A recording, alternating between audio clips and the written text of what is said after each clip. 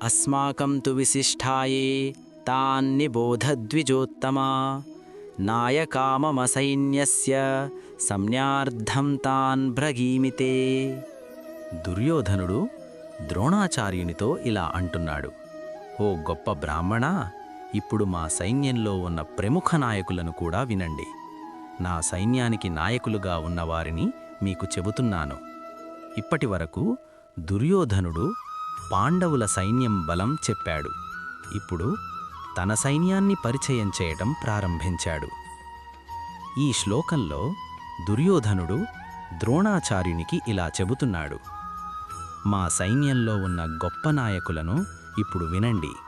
అంటే అతను తన సైన్యాన్ని బలంగా చూపించడానికి ప్రయత్నిస్తున్నాడు. ఇది ఒక మానసిక వ్యూహం కూడా.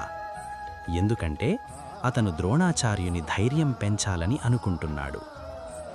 మన జీవితంలో కూడా ఇలా జరుగుతుంది. కొన్నిసార్లు మనం ఇతరుల బలం చూసి భయపడతాం. అప్పుడు మన బలాన్ని గుర్తు చేసుకోవాలి.